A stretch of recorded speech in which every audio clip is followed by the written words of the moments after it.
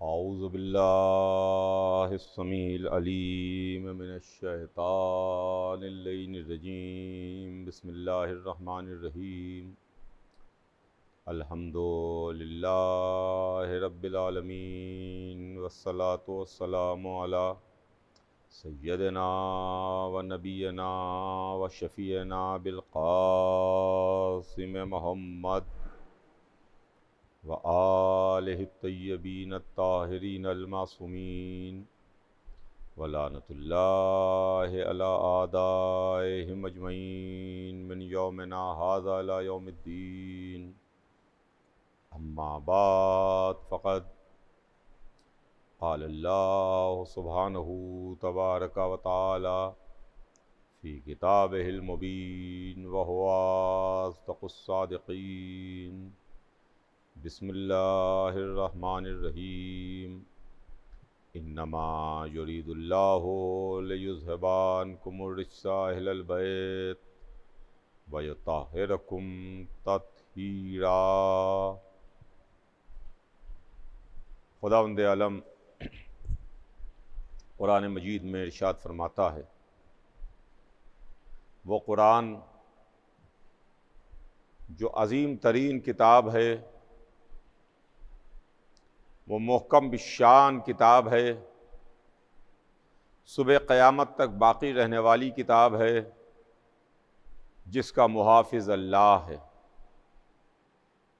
उस कुरान में खालिक़ कलाम इरशाद फरमाता है कि यकीनन अल्लाह ने ये इरादा कर लिया अहले बैत कि आपसे हर तरह के रिज़्क़ को दूर रखे, हर तरह की बुराई को दूर रखे और आपको पाक रखे इस तरह से कि जो पाक रखने का हक़। अज़ीज़ान गिरामी, सिलसिला कलाम और उन्वान मजालिस आपके ज़हन में होगा। ये अशरा मजालिस जिसमें हमारे और आपके दरमियान गुफ्तगू इस बात पर है कि हम अहले बैत को क्यों मानते हैं। इस सिलसिले में मैंने 2 दिन से आपकी खिदमत में कुछ न कुछ अर्ज़ करने की कोशिश की है और 2 दिन से मैं कुछ आपकी खिदमत में अर्ज़ कर रहा हूँ। चुनांचे कल मैंने आपकी खिदमत में अर्ज़ किया था कि नौजवान ज़हन ये सोच सकता है कि हम अहले बैत ही को क्यों मानते हैं, जबकि इस राह में हमारे ऊपर तशद्दुद है, इस राह में हमारे ऊपर जुल्म है, इस राह में परेशानियां हैं, इस राह में हमारे ऊपर हमले हैं, इस राह में आके हम दहशतगर्दी का शिकार होते हैं। तो इस सिलसिले में कुछ मुख्तसर मैंने कल आपकी खिदमत में अर्ज़ किया था। आज अपनी बात को आगे बढ़ाऊं तो सबसे पहला मेरा जवाब यह है कि देखिए, इंसानी ज़िंदगी बहुत मुख्तसर है और इंसान की ज़िंदगी चंद रोज़ा ज़िंदगी है। इंसान जो इस दुनिया में आया तो कोई बहुत लंबी ज़िंदगी और लंबी हयात लेके नहीं आया। हम ये नहीं कह सकते कि इंसानी हयात 500 बरस की है, इंसानी हयात 800 बरस की है, इंसानी ज़िंदगी 1000 बरस की है, 2000 बरस की है, 5000 बरस की है। हमसे कहीं ज़्यादा उम्र के जानवर मौजूद हैं जिनकी उम्रें हमसे कहीं ज़्यादा होती हैं। हमसे ज़्यादा उम्र के दरख्त मौजूद हैं जिनकी उम्रें कई 100 बरस तो कई 1000 साल हैं। तो दरख्तों की उम्रें भी हमसे ज़्यादा हैं, जानवरों की उम्रें भी हमसे ज़्यादा हैं। मगर इस तूले कायनात में, इस कायनात में इंसानी उम्र बहुत कलील है, बहुत मुख्तसर है। हम चंद रोज़ा ज़िंदगी लेके पैदा हुए, चंद रोज़ा हयात है हमारी। 60 साल, 80 साल, 90 साल, और बहुत जी लिए तो एक सेंचुरी लगा ली, 100 बरस। मैं वो बहस आपकी खिदमत में इस वक्त करने नहीं बैठा हूँ कि 100 बरस का इंसान कितना एक्टिव होता है, 100 बरस का इंसान कितना फ़ाल है, 100 बरस का इंसान क्या उसी तरह से दौड़ता धूपता है, काम काज करता है, आता जाता है, मिलता जुलता है, जैसा 25 बरस, 30 बरस, 40 बरस, 50 बरस का इंसान काम करता है। तो मेरे अर्ज करने का मतलब यह है कि इंसान की ज़िंदगी अगर हम बहुत मान लें तो 80 बरस, 90 बरस, 100 बरस। लेकिन इस तूले तारीख में, इस लंबे सफ़र में, इस कायनात की लंबी उम्र में 100 बरस की हैसियत क्या है, 100 बरस का मर्तबा क्या है? न 100 बरस की कोई हैसियत है, न 100 बरस की कोई औकात है। लेकिन वो ज़िंदगी जो हमेशा हमेशा के वास्ते मिलेगी, वो ज़िंदगी जो हमेशा हमेशा की है, वो सफ़र हमारा जो हमारी आंख बंद होने के बाद शुरू होता है, वो लंबा सफ़र है, और वो है कि जहाँ पर हम हमेशा हमेशा रहेंगे। तो हम अपने चंद बरस के वास्ते 150 बरस के लिए हम अपना हमेशा हमेशा का सफ़र ख़राब कर लें, हमेशा हमेशा के जहाँ रहना है वहाँ के दरवाज़ों को बंद कर लें, ये अक्लमंदी नहीं है, ये होशियारी नहीं है, ये समझदारी नहीं है। मिसाल के तौर पर मैं रहने वाला लखनऊ का हूँ, मैं रहता लखनऊ में हूँ और मेरा वतन लखनऊ है। मुझे वापस पलट के लखनऊ जाना है। मैं 10 दिन के वास्ते बंबई आया, बंबई में मेरा क़याम 10 दिन रहा। तो ये तो कोई अक्लमंदी ना हुई, ये तो कोई दानिशमंदी ना हुई कि जहाँ मैं 10 दिन के वास्ते आया हूँ वहाँ कुछ ऐसा कर जाऊँ कि जहाँ मुझे रहना है, जो मेरा वतन है, जहाँ मुझे रहना है अपनी आँख बंद होने तक, वहाँ के लिए हमेशा हमेशा अपने वास्ते दरवाजे बंद कर लूँ। इसका यह मतलब भी नहीं है कि जहाँ मैं 10 दिन के वास्ते आया, जहाँ मैं 12 दिन के वास्ते आया, जहाँ मैं 15 दिन के वास्ते आया, वहाँ के ऊपर भी अपने को मैं ख़राब करूँ। नहीं, ये मेरा मतलब नहीं है। मगर ये भी कोई अक्लमंदी और दानिशमंदी और होशियारी नहीं है कि वो जो मेरा वतन है, जहाँ मुझे हमेशा रहना है, वहाँ के वास्ते, वहाँ के सारे ताल्लुकात, वहाँ के तमाम रवाबित, वहाँ का तमाम मिलना जुलना, उसको मैं चंद दिन के वास्ते के लिए ख़राब कर लूँ और बर्बाद कर लूँ। वही मामला कुछ आखिरत का भी है। दुनिया में हम चंद रोज़ के वास्ते आए, चंद रोज़ के लिए आए, जहाँ हमें हमेशा हमेशा के लिए रहना है, वहाँ के दरवाज़ों को हमें अपने ऊपर बंद नहीं करना है। मौत एक दिन आके हमें अपने गले से लगाएगी, एक दिन मलकुल मौत आएगा, वो फरिश्ता हमारे जिस्म से रूह निकाल के लेके चला जाएगा। तो हम चंद दिन के वास्ते, चंद दिन की जिंदगी के वास्ते, चंद दिन के ऐशो आराम के वास्ते, चंद दिन की लज्जतों के वास्ते, चंद दिन की साफ सलामत के वास्ते उन लोगों से अपने हमेशा हमेशा के लिए ताल्लुकात ख़त्म कर लें कि जिनके हाथों में हमारी नजात भी है, जिनके पास हमारी बख्शिश का सहारा हैं, जो जन्नत के मालिक भी हैं, जन्नत के तकसीम करने वाले भी हैं, उनके वास्ते। तो अज़ीज़ान गिरामी, हमने बहुत सोच के, बहुत समझ के, बहुत गौर करके, बहुत फिक्र करके अपने जहन के सारे दरवाजों को खोल के हम इस नतीजे पर पहुंचे कि हमें अहले बैत के रास्ते पर चलना है, अहले बैत के रास्ते पर बाकी रहना है। हमें कुछ हो जाए, दामने अहले बैत अपने हाथ से नहीं छोड़ना है।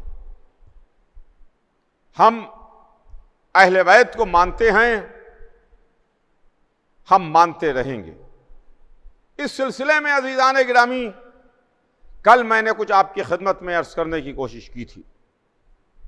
आज सिलसिला बयान आगे बढ़ाऊं इसलिए कि वक्त बहुत तेजी के साथ आगे बढ़ जाता है। कल मैंने एक इशारा किया था आपकी खिदमत में कि 3 गिरोह हमको नजर आते हैं जो रसूल अल्लाह से अपनी क़राबत और अपनी रिश्तेदारी का दम भरते हैं। एक असहाब रसूल हैं, दूसरे अज़वाज रसूल हैं और तीसरे अहले बैत रसूल हैं। अज़वाज रसूल, असहाब रसूल और अहले बैत रसूल। मुझे खुद से अपनी तरफ से किसी के वास्ते कोई कमेंट नहीं करना है, इसलिए कि ये सब के सब एक बहुत बड़ी ज़ात से ताल्लुक़ रखते हैं, वो ज़ात जो अल्लाह के बाद सबसे बड़ी ज़ात है। सबकी उनसे रिश्तेदारियाँ और ताल्लुक़ है। असहाब का ताल्लुक़ भी रसूल से है, अज़वाज का ताल्लुक़ भी रसूल से है, अहले बैत का ताल्लुक़ भी रसूल से है। हम 1400 बरस बाद के मुसलमान हैं, ना हम असहाब के बारे में कुछ बयान कर सकते हैं, ना अज़वाज के बारे में अपनी ज़बान खोल सकते हैं, ना अहले बैत के मुताल्लिक़ कुछ हम सोच सकते हैं। सबके वास्ते हमारी ज़बानें बंद हैं, हमारा सर उनके सामने खम है। अदब है, तहजीब है, तमाम हुदूद सफ़े बांधे खड़े हुए हैं। लेकिन अब अगर किसी छोटे के बारे में, किसी बड़े के बारे में हमें मालूम करना है, किसी बड़े के बारे में हमको कुछ दरियाफ्त करना है, तो हम उसके छोटे से उसके बारे में दरियाफ्त नहीं करेंगे, हम उसके बड़े से उसके बारे में दरियाफ्त करेंगे, उसके बड़े से उसके बारे में मालूम करेंगे। यह अक्लमंदी नहीं है कि हम छोटे से बड़े के बारे में मालूम करें, नहीं, बड़े से छोटे के बारे में मालूम करेंगे। तो कायनात आलम व आदम में 2 हमें बड़े नजर आते हैं। एक सबसे बड़ा हमारा खालिक है, अल्लाह है, और एक उसके बाद उसका रसूल है। चूंकि ये तीनों तबके, ये तीनों ग्रुप, ये तीनों तरह के लोग सरकार रिसालत से ताल्लुक़ रखते हैं, रसूलुल्लाह से जुड़े हुए हैं, अपनी रिश्तेदारियाँ रसूलुल्लाह से बताते हैं, लिहाजा हम रसूलुल्लाह से भी इनके ताल्लुक़ से सवाल नहीं करेंगे। हम बिल्कुल गैर जानिबदार रह के, हम बिल्कुल इम्पार्शल रह के, हम अल्लाह की सरकार में अल्लाह से हाथ जोड़ के गुजारिश करेंगे कि माबूद पालने वाले, हम बहुत बाद के मुसलमान हैं, हम 1400 बरस बाद के मुसलमान हैं, तू हमारी रहनुमाई कर, तू हमें रास्ता दिखा, तू हमें सही और गलत की तमीज़ करने की ताकत और सलाहियत दे, और तू हमको उन बुजुर्गवारों के बारे में बता जिनका सीधा ताल्लुक सरकार ख़त्मी मर्तबत से है। हमने हाथ जोड़ के अल्लाह की सरकार में सवाल किया तो जवाब परवरदिगार हमें नजर आया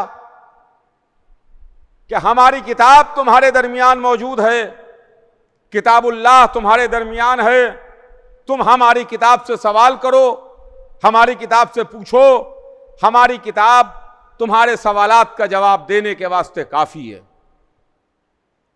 तो हमने हाथ जोड़ के अल्लाह की किताब से सवाल किया, हमने हाथ जोड़ के अल्लाह की किताब से पूछा, एक किताबुल्लाह, आए अल्लाह की किताब, आए वो जिसको अल्लाह ने भेजा और अल्लाह ने नाजिल किया, आए किताबुल्लाह तू हमारी रहनुमाई कर, तू हमें रास्ता दिखा, तू हमें उनके बारे में बता जो रिश्तेदारियां रसूलुल्लाह से जुड़ती हैं, जो कराबतदारियां रसूल की ज़ात पर आके तमाम होती हैं, वो रिश्ते जो हुजूर सरवर कायनात की ज़ात से निकलते हैं, उनके बारे में हमें बता। इसलिए कि हम उम्मती, हम मुसलमान, हम ला इलाहा इल्लल्लाह कहने वाले, हम मोहम्मदुर रसूलुल्लाह कहने वाले बहुत ज़्यादा परेशान हैं, हमारी रहनुमाई हो सके।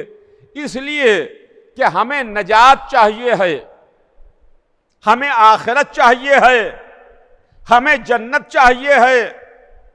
हम आंखें बंद करके कोई सौदा नहीं करना चाहते, आंखें खोल के माल लेना चाहते हैं। हम आंखें बंद नहीं करना चाहते, इसलिए कि मजहब ने भी, इस्लाम ने भी हमें आंखें खोलने के लिए कहा है, आंखें बंद करने के लिए मना किया है।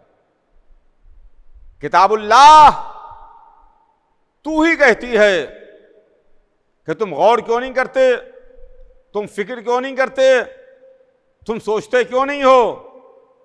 तो तेरी इसी हिदायत पर अमल करते हुए हम गौर कर रहे हैं, हम फिक्र कर रहे हैं, हम सोच रहे हैं, तू हमको बता। तो सबसे पहले हमने कुरान मजीद से असहाब रसूल के बारे में सवाल किया। ऐ किताबुल्लाह, तू हमें सहाबा किराम का किरदार पेश कर और हमें बता कि सहाबा किराम के बारे में कि वो कैसे थे। तो कुरान बोला, अल्लाह की किताब बोली, इसलिए कि सहाबा सबसे बड़ी तादाद में मौजूद हैं, जिनकी तादाद लाखों में है। सहाबा की तादाद लाखों में है। वो जो लाखों में फैले में हैं, उनके बारे में हमने हाथ जोड़ के कुरान से सवाल किया। तो कुरान बोला, उनकी मदह में बोला, उनकी तारीफ में बोला, कहा ये बड़े अच्छे लोग हैं, बड़े अल्लाह वाले लोग हैं। इनकी मदह की कुरान ने, इनकी तारीफ की कुरान ने। और उसके बाद कहीं पर कुरान ये बोला कि ये आपस में तो बड़े रहमदिल हैं। सुनिएगा, ये आपस में तो बड़े रहमदिल हैं, काफिरों पर, दुश्मनों पर, अल्लाह और रसूल के मुखालिफों पर ये बड़े सख्त हैं, बड़े रिजिड हैं, इनके साथ बड़ी सख्ती और गैज़ व गज़ब के साथ पेश आते हैं। तो कुरान ने इनके कैरेक्टर की तारीफ की, कुरान ने इनके किरदार की तारीफ की, कुरान ने इनकी मदह की कि ये अच्छे हैं, ये नेक दिल हैं, ये रहम दिल हैं। ये जब आपस में मिलते हैं, आपस में एक दूसरे के साथ बैठते हैं, तो बहुत ही रहमदिली के साथ, मोहब्बत के साथ, अखलाक के साथ एक दूसरे से पेश आते हैं। लेकिन जब ये मुखालिफीन रसूल से मिलते हैं, अल्लाह के मुखालिफ से मिलते हैं, तो बहुत सख्त होकर मिलते हैं। इनका अंदाज उनसे अच्छा नहीं है। ये इनकी मदह में हमें आयत नजर आई। इसके बाद हमने कुरान के और औराक़ को पलटना शुरू किया और अल्लाह की किताब से हाथ जोड़ के सवाल किया कि एक किताबुल्लाह, तू हमें इनके बारे में और कुछ बता। तो किताबुल्लाह ने और बोलना शुरू किया और बयान करना शुरू किया। लेकिन अब जो किताबुल्लाह बोली तो जरा सा हम चौंके, हम अलर्ट हुए, हम होशियार हुए कि भाई ये मामला क्या है। अभी तक तो तारीफ हो रही है, लेकिन उसके बाद कुरान के तेवर अचानक बदले और कुरान कहता है कि सहाबा में कुछ लोग ऐसे भी थे कि हुजरों के पीछे से जा जा के रसूल को आवाज देते थे, पुकारते थे। सूरह हुजरात उठा के देख लीजिए, आप पढ़ लीजिए, आपको मिल जाएगा। कुरान उनको डांट रहा है, मना कर रहा है, उनको अच्छी नजर से नहीं देख रहा है, जो रसूल को हुजरों को पीछे से जा जा के पुकार रहे हैं, आवाज दे रहे हैं। इसके बाद और आगे हम बढ़े, फिर हमने किताबुल्लाह से सवाल किया कि अल्लाह की किताब, तू हमें इनके बारे में और कुछ बता। तो कुरान ने फिर बोलना शुरू किया कि ये आपको आवाज देते हैं, आपको पुकारते हैं। इनका पुकारना अच्छी बात नहीं है। किसी बड़े को, किसी बुजुर्ग को, किसी मुहतरम शख्सियत को नाम लेके इस तरीके से आवाज दे के बुलाया और पुकारा नहीं जाता। कहीं पर कुरान ने यह आयत हमको पेश की। उसके बाद मंजिल आगे बढ़ी, जहां पर कुरान कह रहा है कि देखो, रसूल के सामने बुलंद और ऊंची आवाज से गुफ्तगू ना करना। रसूल के सामने बुलंद और ऊंची आवाज से बात ना करना। कुरान ने रोका, डांटा, मना किया। यह ना कहिएगा कि यह कुरान काफिरों को डांट रहा है, काफिरों को रोक रहा है, काफिरों को मना कर रहा है। काफिर तो कुरान को मानते ही नहीं है, तो कुरान की बात का काफिरों पर असर क्या होगा? सामने की बात है। आप जिस चीज को मानते ही नहीं, तो वो लाख कुछ कहता रहे, वो किताब लाख कहती रहे, आपकी सेहत पर कोई फर्क पड़ने वाला नहीं है। कुरान ने मना किया कि देखो, ऊंची आवाज में, बुलंद आवाज में रसूल के सामने गुफ्तगू ना करना। इसका मतलब यह हुआ कि कुछ लोग ऐसे भी थे जो रसूल के सामने बैठ के बुलंद और ऊंची आवाज में बात करते थे। देखिए, बुलंद और ऊंची आवाज में बात करने का मामला यह है कि अच्छे, मुहज़्ज़ब, बड़े और पढ़े लिखे घरानों की कुछ तहजीब होती है, उनका अपना कल्चर होता है, उनकी अपनी तहजीब होती है। जो पढ़े लिखे लोग हैं, जो मुहज़्ज़ब घराने हैं, जो बड़े लोग हैं, जो शरफा हैं, जो तालीम याफ्ता हैं, उनके घर का दस्तूर यह है कि बड़ों के सामने कैसे बैठा जाए, बड़ों के सामने कैसे गुफ्तगू की जाए, बड़ों के सामने कैसे बोला जाए। वो एटिकेट्स जानते हैं, मैनर्स जानते हैं, कल्चर जानते हैं, उठना बैठना जानते हैं कि बाप के सामने, दादा के सामने, चचा के सामने, बुजुर्ग के सामने कैसे बात की जाती है, कैसे बोला जाता है, कैसे गुफ्तगू की जाती है।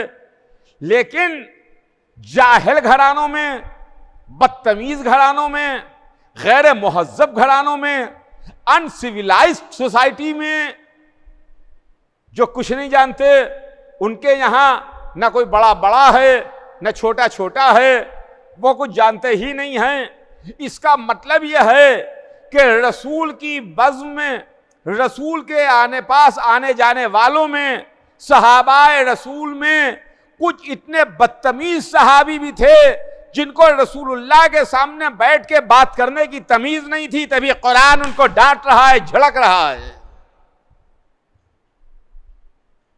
कुरान ने डांट के, झड़क के मना कर दिया कि देखो, रसूल के सामने ऊंची और बुलंद आवाज में बात ना करना। इसके बाद फिर कुरान आगे बोला, कहा अगर तुम्हें मालूम ही करना है, अगर तुम कैरेक्टर और किरदार मालूम ही करना चाहते हो, तो पूरा किरदार मालूम कर लो। और सुनो, और सुनो, तुम, एक लफ्ज है जिसको कुरान ने बैन किया है, मना किया है। कहा देखो, जब तुम मेरे हबीब के पास आओ तो ये लफ्ज ना बोलो। इस लफ्ज को कुरान ने बैन किया, इसलिए कि देखिए, हर जबान में ऐसा होता है कि लफ्ज एक है मगर उसके कई मीनिंग होते हैं, कई माने होते हैं। कभी एक लफ्ज के अच्छे माने भी हैं और खराब मानों में भी वो लफ्ज इस्तेमाल होती है। अच्छे माने भी हैं और बुरे माने भी हैं। तो कुछ लोग कुछ सहाबा किराम रसूल की खिदमत में आते थे और एक लफ्ज़ है जो रायना है, रायना, वो रसूल के सामने आके बोलते थे। कुरान कहता है कि वो लफ्ज़ रायना रसूल के सामने ना कहो, ला तक़ूलू रायना, रायना मत कहो, इसलिए कि इसके डुअल मीनिंग हैं, दोहरे माने हैं, अच्छे माने भी हैं, बुरे माने भी हैं। अच्छा, इसका मतलब यह है कि ऐसी लफ्जें जो दो माना हों उसको कुरान ने बैन किया है कि मेरे हबीब के सामने आके ना बोलो, इसलिए कि उसके गलत और मायूब माने भी सामने आते हैं। एक किताबुल्लाह और कुछ हमको बता कि एक मर्तबा कुरान फिर बोला और वो बोला जो आप हर जुमे में पढ़ते हैं, हर जुमे की नमाज में पढ़ा जाता है सूरह जुमा उठा के देख लीजिए कि आपको नमाज में छोड़ के चले जाते हैं, आपको नमाज में छोड़ के चले जाते हैं। यानी रसूल ने नमाज शुरू की, जमात शुरू हुई और उसके बाद ये तिजारत के लिए, लहौलाप के लिए, खेलकूद के लिए आपको नमाज में छोड़ के चले गए। कुरान इनको डांट रहा है, कुरान इनको मना कर रहा है। अरे अब तो खुदारा ये ना कहिए कि ये कुरान काफिरों को डांट रहा है, इसलिए कि काफिर रसूल के पीछे जुमे की नमाज थोड़ी पढ़ेगा, काफिर रसूल के पीछे नमाज थोड़ी पढ़ेगा, वो तो नमाज ही नहीं पढ़ेगा, वो तो नमाज ही को नहीं मानता। तो क्या जुमा, क्या पंजगाना, उसके लिए तो नमाज है ही नहीं कुछ, वो तो खुदा को मानता ही नहीं, वो तो खुदा के रसूल को मानता ही नहीं, कि आपको नमाज में छोड़ के चले जाते हैं। अब जरा ठहरिए यहां पर एक मिनट और ठहर करके एक मामले को जल्दी से देखिए और समझिए। आज का मुसलमान, हम जिसमें हम भी शामिल हैं, हम ये कहते हैं अरे साहब उस जमाने का क्या कहना, रसूलुल्लाह के जमाने में अरे सब सहाबी रसूल थे, अच्छे मुसलमान थे, क्या कहना उस जमाने के लोगों का। बेशक तब तारीफ कर लीजिए, कह लीजिए कि अच्छे मुसलमान थे, अच्छे लोग थे, सहाबी थे, रसूल की बज़ में उठने बैठने वाले थे, रसूल के हाथ को बोसा देने वाले थे, रसूल के पीछे नमाज पढ़ने वाले थे, मगर सब अच्छे नहीं थे। तवज्जो चाहूंगा अज़ीज़ान गिरामी, सब अच्छे नहीं थे। मेरा यह कहना है, मेरा चैलेंज है अजीजों, इस मजलिस में मैं चैलेंज कर रहा हूं आलम इस्लाम को कि आज का मुसलमान बहुत गलत है। मैं मानता हूं बहुत खराब मुसलमान है, मुसलमानों की आदतें अच्छी नहीं हैं, मुसलमानों के अतवार अच्छे नहीं हैं, मुसलमान बहुत खराब है। सब मुसलमानों की मैं बात नहीं कर रहा हूं, सारे मुसलमान नहीं, इसलिए कि कुछ ऐसे मुसलमान भी हैं जो आज भी मस्जिदों में दहशतगर्दी करते हैं, कुछ ऐसे मुसलमान भी हैं जो आज भी मुसलमानों को कत्ल करते हैं, कुछ ऐसे मुसलमान भी हैं जिन पर आज दहशतगर्दी का टैग लगा हुआ है, कुछ ऐसे मुसलमान हैं जिनकी नजर में बुजुर्गों की कब्रों पर कुब्बों का बना होना जायज नहीं है, कुछ ऐसे मुसलमान भी हैं जो बुजुर्गान इस्लाम की, रसूल की बेटी की, रसूल के घर वालों और खानदान वालों की कब्रों पर साया बर्दाश्त नहीं कर सकते।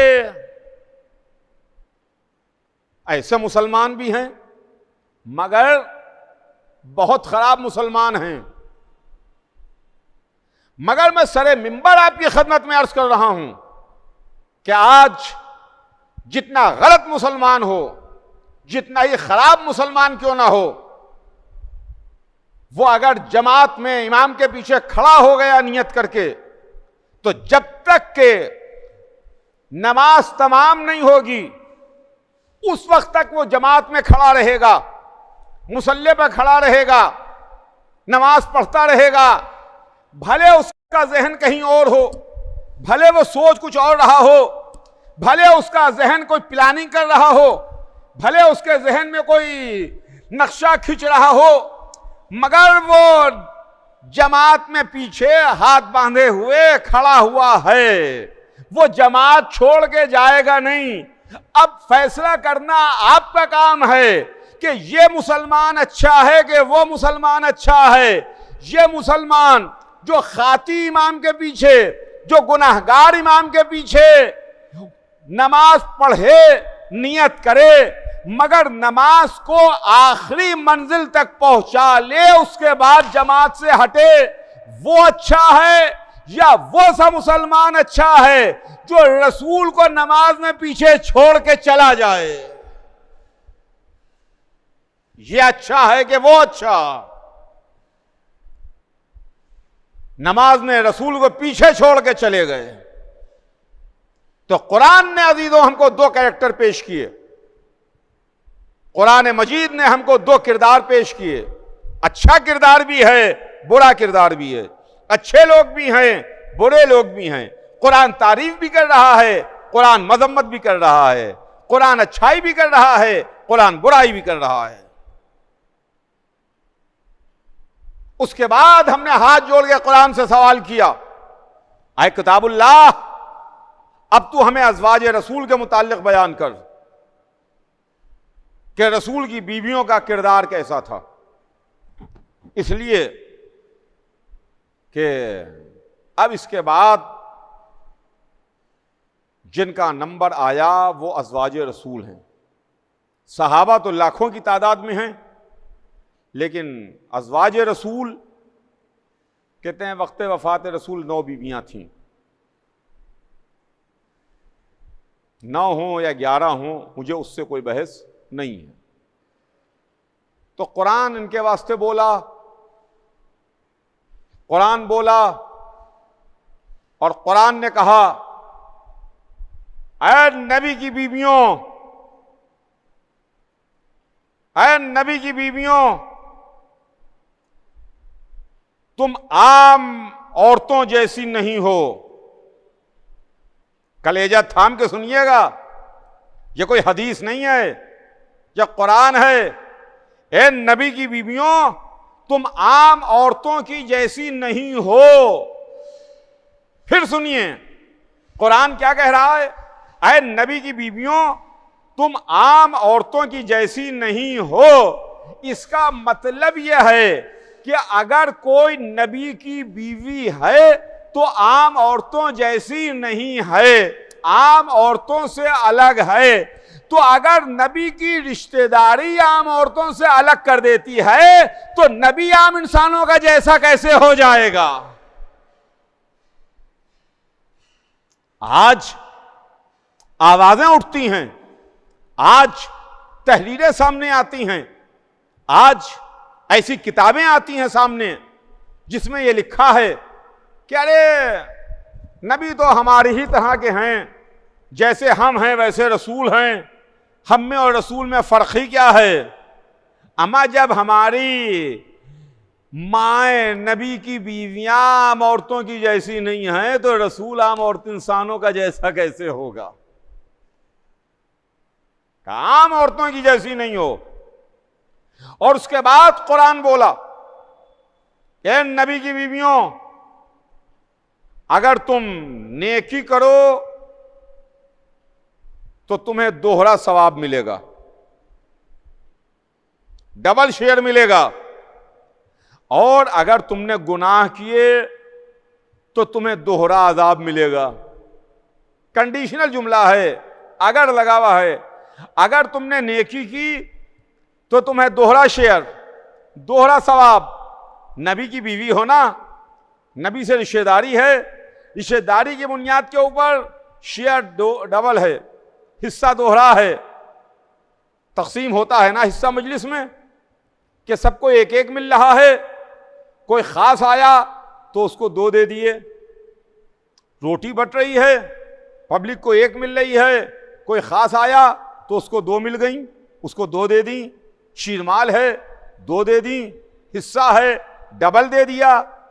वैसे ही कुरान भी नबी की बीवियों को जो शेयर दे रहा है वो डबल शेयर दे रहा है। कि अगर तुम नेक अमल करोगी तुम्हें दोहरा हिस्सा, दोहरा सवाब, और अगर तुमने गलत काम किए, अगर तुमने गुनाह किया तो तुम्हें दोहरा अजाब है। इसमें भी तुम्हारे अजाब का शेयर डबल मिलेगा तुमको। तो इसका मतलब यह है कि कुरान ने कंडीशनल जुमला लगा करके बता दिया कि नबी की बीवियों से अच्छाइयां भी हो सकती हैं, नबी की बीवियों से गुनाह भी हो सकते हैं। नबी की बीवियां गुनाहगार भी हो सकती हैं। ये मैं नहीं कह रहा हूं, कुरान कह रहा है, उठा के देख लीजिए। उसके बाद कुरान बोला, उसके बाद कुरान कहता है कहीं पर नबी की बीवियों के लिए कुरान बोला। देखिए, मैं अर्ज कर चुका एक मजलिस में कि यह अरबी जबान है, इसमें 3 तरह के सीगे हैं। वाहिद 1 के लिए, तस्निया 2 के लिए, जमा 2 से ज्यादा के वास्ते। वाहिद, तस्निया, जमा। लेकिन अब जो कुरान बोला तो तस्निया के सीगे में बोल रहा है, यानी किन्हीं 2 बीवियों को कुरान एड्रेस कर रहा है। कुरान कहता है कि तुम दोनों के दिल टेढ़े हो गए हैं, तुम दोनों के दिल टेढ़े हो गए। अब कुरान ने नाम नहीं बताया कि किन दोनों के दिल टेढ़े हो गए हैं। कुरान तस्निये के सीगे में बात कर रहा है कि तुम दोनों के दिल टेढ़े हो गए हैं। अब कौन 2 हैं? जब कुरान ने नाम नहीं बताया तो हम कौन होते हैं नाम बताने वाले? हमें नहीं मालूम।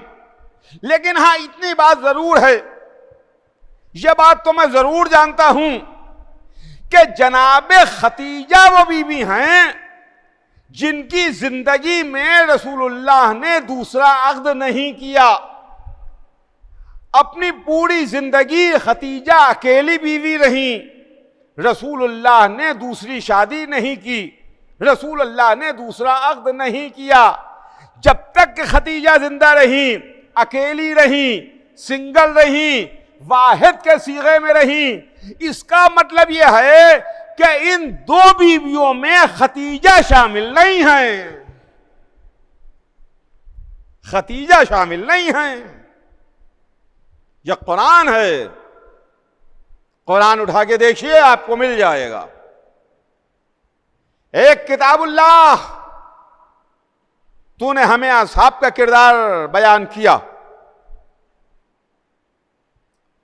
तूने हमें अज़वाज के बारे में बताया। अब हाथ जोड़ के तुझसे गुजारिश है कि इसी तरह से तू हमको अहले बैत के बारे में भी बता और उनका कैरेक्टर और उनका किरदार भी पेश कर, जिनकी तादाद बाद वफात रसूल 4 है। रसूल की जिंदगी में पंजतन, रसूल के बाद 4। किसा में पंजतन हैं, मुबाहिले में पंजतन हैं। रसूल, अली, फातिमा, हसन, हुसैन। मुबाहिले में रसूल, अली, फातिमा, हसन, हुसैन। रसूल दुनिया से सिधारे तो 4 बचे, अली, फातिमा, हसन, हुसैन। अली, फातिमा, हसन, हुसैन। हमने कुरान से सवाल किया, हमने कुरान से पूछा कि कुरान तू अहले बैत के बारे में बता, तो कुरान ने अहले बैत के बारे में बताया। कुरान ने अहले बैत का किरदार पेश किया, कुरान ने अहले बैत का कैरेक्टर पेश किया। जरा कलेजा थाम के सुनिएगा। कुरान ने असहाब के बारे में जब हमें बताया तो हमें अच्छी और बुरे कैरेक्टर पेश किए, अच्छा या बुराई दोनों बयान की। जब अज़वाज के बारे में बताया तो अच्छा या बुराई दोनों बयान की, यानी प्लस और माइनस, निगेटिव और पॉजिटिव लेकिन जब कुरान से अहले बैत के बारे में पूछा, हाथ जोड़ के सवाल किया कि कुरान तू हमें अहले बैत के बारे में बता, तो कुरान बोला कि मा तशाऊना इल्ला यशा अल्लाह, आप तो चाहते ही नहीं मगर वही जो खुदा चाहता है, मगर वही जो खुदा चाहता है।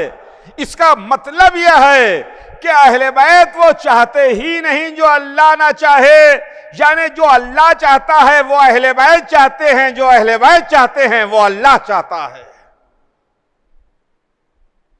कुरान ने अहले बैत का कैरेक्टर पेश किया, अहले बैत का किरदार पेश किया। कहीं पर कुरान बोला इन्नमा युरीदुल्लाहु लियुज़हिबअनकुम रिज्सा अहल बैत व युत्तहिरकुम तत्हीरा। कहीं पर कुरान बोला वकुल्ला शैइन अहसनहु फी इमामिन मुबीन।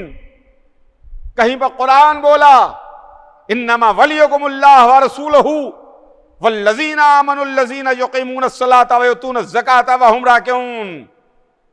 पता ये चला कि कुरान इनकी मदह कर रहा है, कुरान इनकी तारीफ कर रहा है, कुरान इनकी मदह में कसीदा पढ़ रहा है। कहीं सूरह दहर इनकी तारीफ कर रहा है, कहीं आया नजवा इनकी तारीफ कर रही है, कहीं आया इस्तखलाफ इनकी तारीफ कर रही है, कहीं आया विलायत इनकी तारीफ कर रही है, कहीं कुरान के सूरे इनकी मदह सराही कर रहे हैं। तो अज़ीज़ान गिरामी, ये अहले बैत हैं। हमने अहले बैत को माना। कल इंशाअल्लाह इसके आगे अपनी बात को आगे बढ़ाऊंगा। आज वक्त तमाम है, बात भी यहीं पर तमाम है। मैंने बात को बस यहीं पर रोक दिया, ब्रेक लग गया बयान को। कल सिलसिला आगे बढ़ेगा। आज बस इतना ही कि मोहम्मद का नवासा सरजमीन करबला पर आ गया।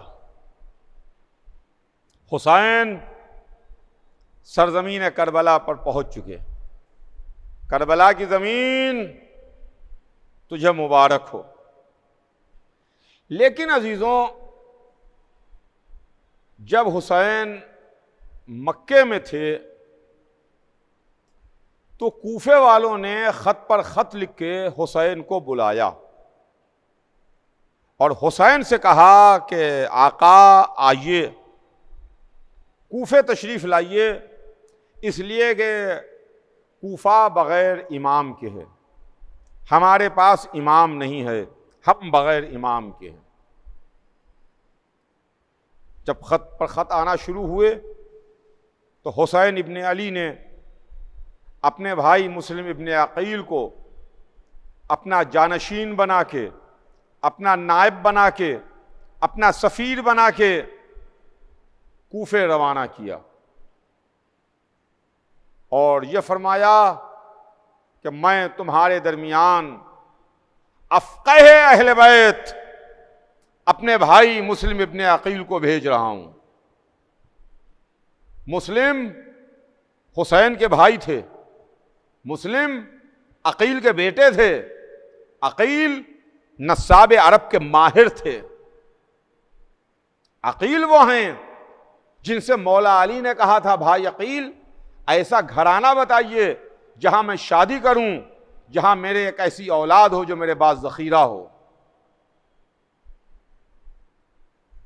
ये हैं जनाब अकील, इनके फर्जंद हैं जनाब मुस्लिम। मुस्लिम कूफे आए, मगर अफसोस कूफे वालों ने मुस्लिम के साथ वफा न की। मुस्लिम कूफे में नमाज पढ़ा रहे थे, नमाज शुरू की, मस्जिद भरी हुई थी, लेकिन जब मुस्लिम ने नमाज को तमाम किया तो सफ़ें खाली हो चुकी थीं। मुस्लिम को अकेला छोड़ के वो नाम नेहाद नमाजी, वो सो कॉल्ड नमाजी, नमाज छोड़ के, मस्जिद छोड़ के इबादत छोड़ के मस्जिद से बाहर जा चुके थे। हुसैन ने अपना सफीर बनाया। अजीजों, मुस्लिम सफीर हुसैन हैं। सफीर तो आप जानते हैं ना, मुल्कों के भी सफीर होते हैं। लोग अपना सफीर बना के किसी को भेजते हैं। हमारे मुल्क के सफीर भी दूसरे मुल्कों में जाते हैं, दूसरे मुल्कों के सफीर भी हमारे मुल्कों में रहते हैं, मगर सफीर एक होता है, एम्बेसडर एक होता है, सफीर एक होता है, दो नहीं होते। हमारे मुल्क का सफीर किसी दूसरे मुल्क में जाएगा तो एक होगा, दूसरे मुल्क का सफीर हमारे मुल्क में आएगा एक होगा, एम्बेसडर एक होगा, सफीर एक होगा। यह सफीर एक है मगर पूरे मुल्क की नुमाइंदगी करता है, पूरे मुल्क का नुमाइंदा है।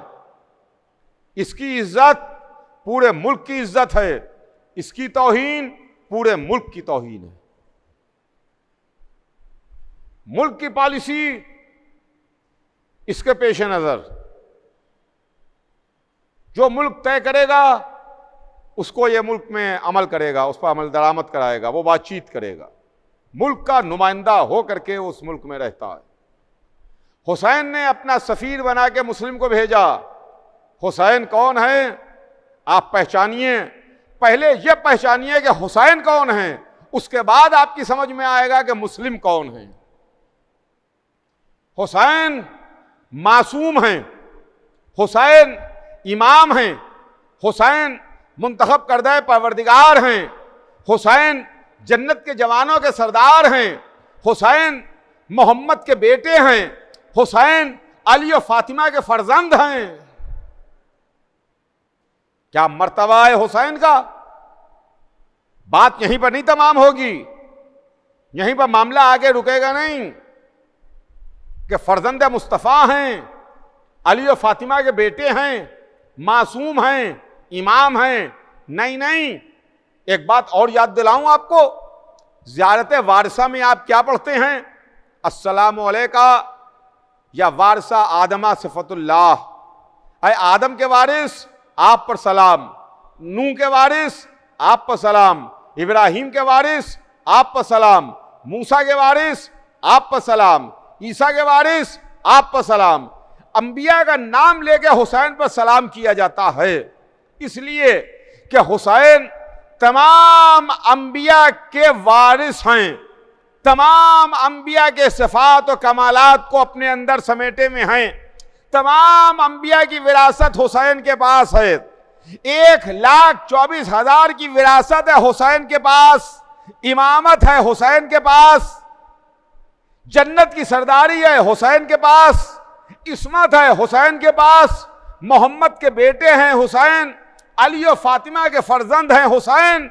अब समझिए, जो हुसैन का सफीर हो, जो हुसैन का नुमाइंदा हो, वो कौन होगा? वो 1,24,000 का नुमाइंदा होगा, वो जन्नत के जवानों के सरदार का नुमाइंदा होगा, वो मासूम का नुमाइंदा होगा, वो इमाम का नुमाइंदा होगा, वो फर्जंद मोहम्मद का नुमाइंदा होगा, वो अली और फातिमा के बेटे का नुमाइंदा होगा।